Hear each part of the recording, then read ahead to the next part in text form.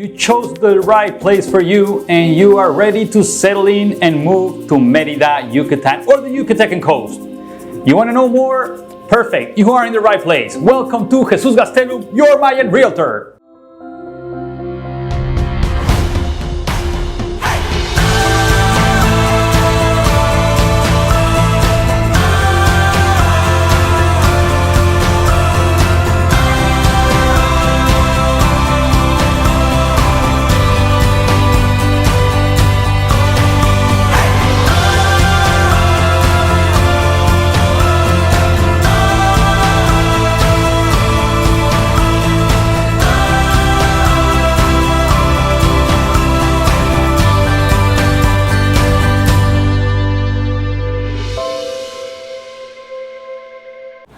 Hey community!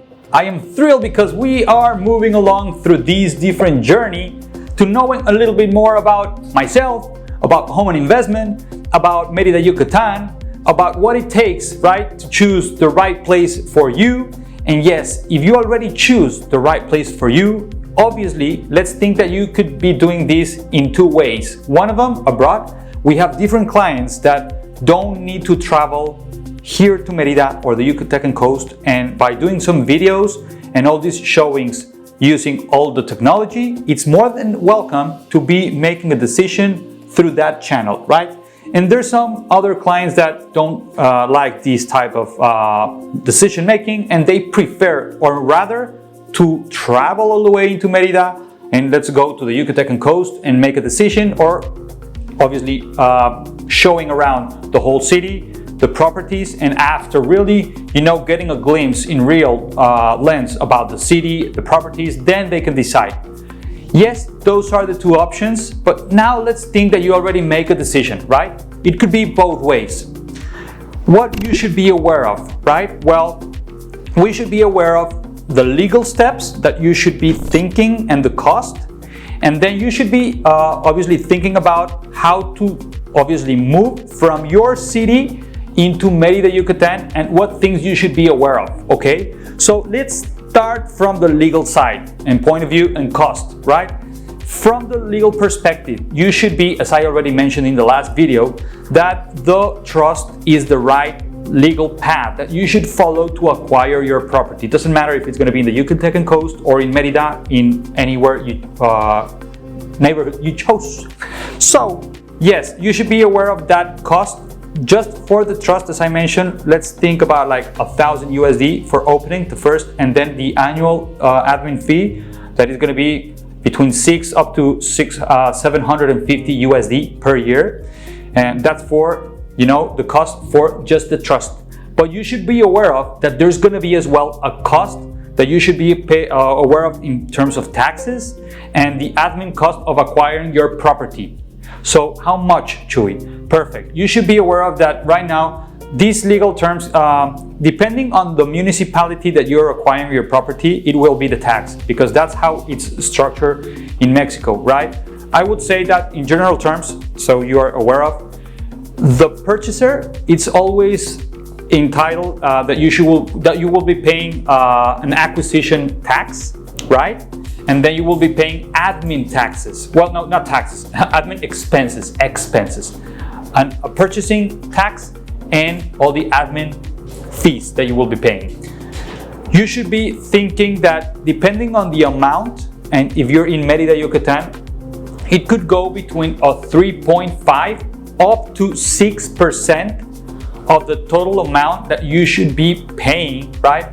Hold on, in tax. Plus, because this is about to change in Merida, plus the expenses that I already mentioned. So you should be aware of that. In full terms, you should be aware that between 5% up to 8 to 9%, depending on the amount of the property. If you want to know how much it's going to be, just let me know and I will be doing a quote for you. So that's not a problem. But you should be aware of these type of costs, because if not, that's going to be a surprise that you will be like, oh, but nobody told me about that. Come on, Jesus, you never told me, so I don't have that amount now within my budget, so I will not be able to move to Mexico. Anyway, I will be obviously giving you all this advice. So that's one, the trust. Then we have the purchasing acquisition cost, that it's the tax plus the admin fee. So once again, just to summarize, once again, the 1,000 USD to start. And then let's think about these 5 up to 9% depending on the amount of the property. You're right. Obviously, this is upon the total amount of the property that you chose. So if it's a 5% and you chose something of 150,000 USD, then it's the 5% times the 150,000 USD, right? So that's the total tax plus the expenses that you will be paying. And is that all, Jesus? No. Obviously, if you're purchasing something downtown, you should be aware of that you will be obviously needing to budget the fixes, right? Please do not think that the current owner will be delivering you a property in full shape. And really, when it comes to downtown, you should be aware of that. You know, there's going to be a big budget that you will be needing to invest to get the property in the shape that you want. Okay, perfect. So is that all? Okay. You should be aware of that there's an annual tax, not for you as a foreigner, but for everyone that obviously, governments love taxes, right? That's where they get their income to obviously provide public services. So yes, as a property owner here in Mexico, even though it's through a trust, you will be the one entitled to pay the annual tax called predial, right? So this tax is around like the 0.02% of the value of the property, right?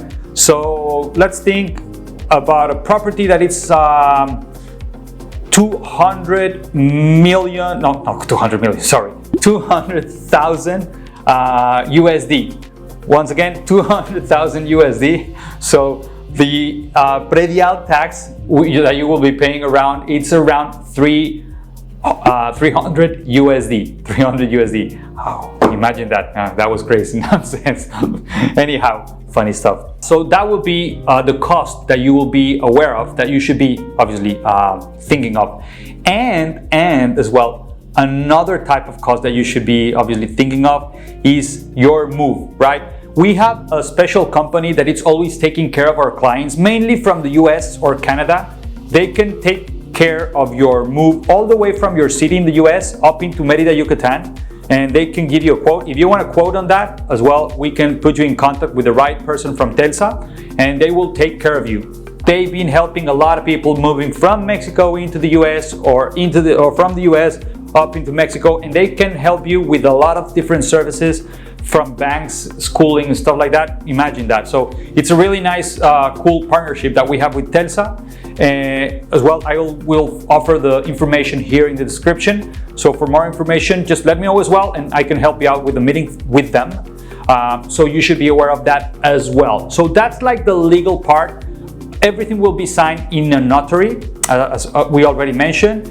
And your document, your final document, will be delivered like 3 months afterwards you sign your scripture, right? So that's like the legal part. That's something on the cost as well on moving all the way into Mérida. And then some things that I always mention before you as well make the decision, right? If you already thought that Mexico could be the right place for you, if you think about that, okay, I know that for a lot of people think that maybe the cost of living here in Merida, Yucatan is way lower than in the US. But let me tell you as well, like some really good stories that I've been sharing with other expat communities, friends that I have. If you keep paying your insurance in the US and you keep paying your taxes in the US and you start paying obviously all the different expenses that you will be obviously doing here in daily basis in Merida, Yucatan, maybe you will be skipping maybe like a 10 up to 15% less that you were doing back home, right? But obviously if you're still paying your insurance company and then you're paying the expenses here and the refurbishments and the daily basis, as I mentioned, transportation, public one, really bad. So you should be aware of getting a car, or maybe just budget that you will be like paying Uber. Here in Mérida, Uber, it's a really good option, Didi and all these different apps.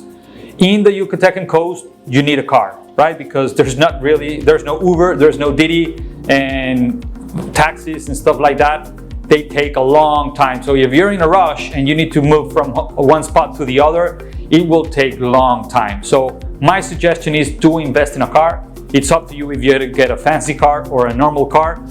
It's a really safe city. So if you want to get a Ferrari, do get a Ferrari. If you want to get just like a normal minivan, go and do that. I have the contacts as well for you, for the people who want to help you on that as well, if you want to. So that's like the main tips and advice that I want to share with you guys on this episode, right? If you want to know a little bit more on a different topic that I didn't mention, please let me know. Let's schedule a meeting. And if you believe that this content is useful, please share it with other expat fellas, with other friends, with other family members. And if you really think that I should be taking into account other stuff that I didn't mention, please do share it here in the comments. Subscribe to the channel.